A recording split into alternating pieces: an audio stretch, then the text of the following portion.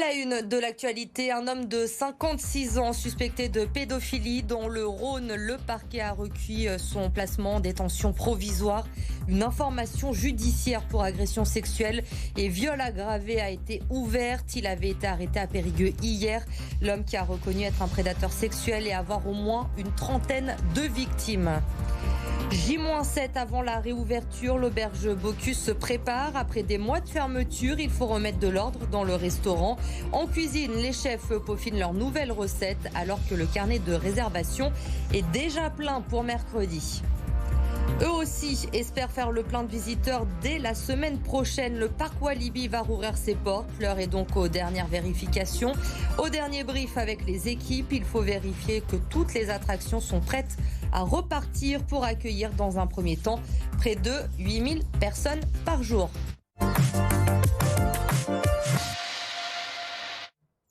Il a été arrêté hier à Périgueux et transféré ce matin à Lyon. Un homme de 56 ans est suspecté de pédophilie. Il a reconnu être un prédateur sexuel. Il avoue même se souvenir d'une trentaine de victimes, des garçons âgés de 10 à 15 ans. Les précisions de Gwenaël Mandrestin. Cet homme soupçonné de pédophilie est arrivé ce matin au palais de justice de Lyon. Arrêté en Dordogne lundi, il devait être entendu par les juges d'instruction en charge d'un dossier qui pourrait devenir hors norme. Car lors de sa garde à vue, ce célibataire de 56 ans, sans enfant, a reconnu être à l'origine d'une trentaine d'agressions sexuelles commises sur des mineurs, principalement dans le Rhône, entre 1990 et 2016. Cet homme occupait alors des fonctions de bénévole au sein de la Croix-Rouge française. Selon un communiqué du parquet de Lyon, c'est cette activité qui lui aurait permis de rentrer en contact avec ses victimes avant de les inviter à son domicile, de leur faire consommer des stupéfiants ou de l'alcool et puis d'abuser d'elles. Ce sont deux témoignages déterminants recueillis par la police de Lyon en 2019 qui ont permis de retrouver ce suspect et de l'identifier. Un suspect qui avait un casier judiciaire vierge. La justice qui possède maintenant de nouveaux éléments pour identifier de nouvelles victimes. Des images à caractère pédopornographique ont été retrouvées par ailleurs au domicile du suspect. En attendant, la justice de Lyon a requis son placement en détention provisoire. Justice toujours, un homme de 20 ans a été mis en examen et placé sous mandat de dépôt. C'était hier. Il est soupçonné d'avoir jeté le projectile sur le policier agressé à Rive-de-Gier dans la nuit du 13 au 14 mai dernier.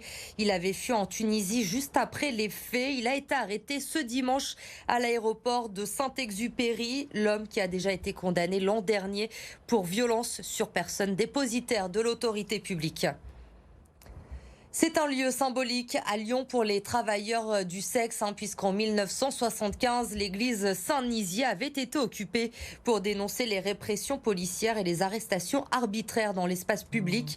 Un rassemblement a eu lieu aujourd'hui devant l'église pour marquer la journée internationale des travailleurs du sexe, alors que la Cour européenne vient de juger recevable leur requête contre la mesure de pénalisation des clients. Ça veut dire qu'au niveau européen, on va commencer à examiner cette mesure pour voir si elle viole des droits humains et pour dire ok, si effectivement cette mesure d'achat des services sexuels finit par violer le droit à la sécurité des travailleurs du sexe, le droit à la liberté, le droit à la vie privée, si les juges considèrent que c'est le cas, la France pourrait être condamnée, devrait pouvoir abroger à ce moment-là cette mesure, mais sera aussi un exemple pour tous les autres pays qui ont ce modèle dit modèle suédois de pénalisation du client. Dans l'actualité également ce soir, dans une semaine, jour pour jour, nouvelle étape dans le processus de déconfinement. Le couvre-feu va passer à 23h. Les restaurants vont pouvoir rouvrir leurs salles avec une jauge dans un premier temps à 50%. Alors à l'auberge Bocuse, on se prépare à accueillir de nouveau les clients. Des clients qui vont avoir la chance de découvrir de nouveaux plats à la carte. Ils ont été élaborés pendant ces longues semaines de fermeture. Mélanie Ferreira. En cuisine, le piano de Bocuse fume à nouveau. Les chefs et leurs équipes ont remis le tablier et la toque et ils s'activent à quelques jours de la réouverture. Écoutez, là on remet la vie du restaurant en route petit à petit. On est en train de refaire plein de bases, des sauces.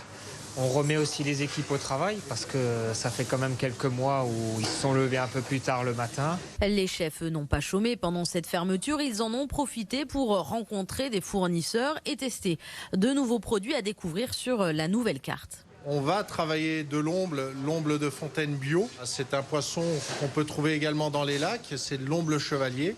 Et là, on a trouvé un élevage biologique. Donc ça, c'est vraiment un super produit. Et on a une petite carte assez sympathique qui arrive sans perdre notre identité. On reste sur de la gastronomie française, mais ramenée sur la table d'aujourd'hui. Côté salle, quelques petites retouches avant la réouverture, de la peinture principalement, et puis une petite réorganisation des tables pour respecter le protocole sanitaire.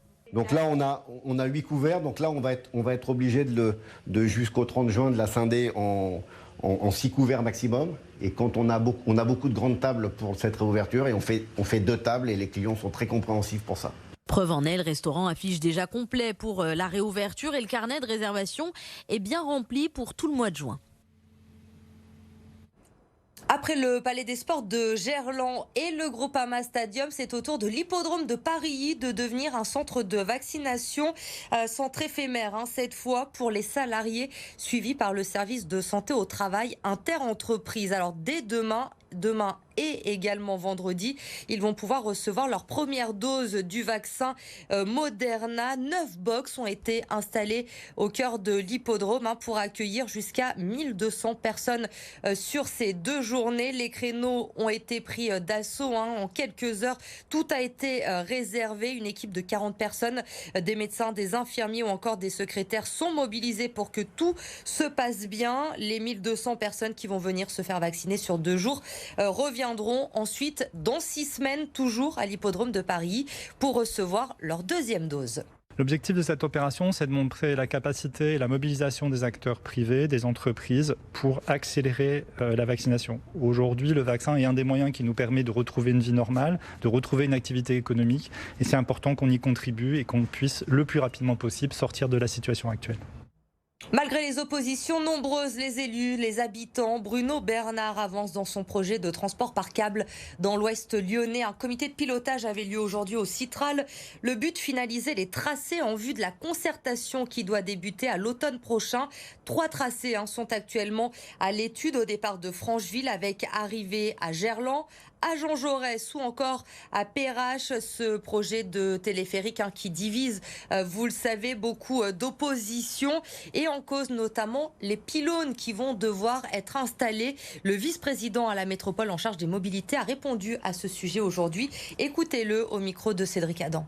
Ce qu'on sait, c'est qu'on peut faire beaucoup mieux que les pylônes qu'on voit en station de ski, même s'ils gâchent beaucoup la nature. Et tous les amoureux de montagne ne sont pas toujours fervents des pylônes de remontée mécanique.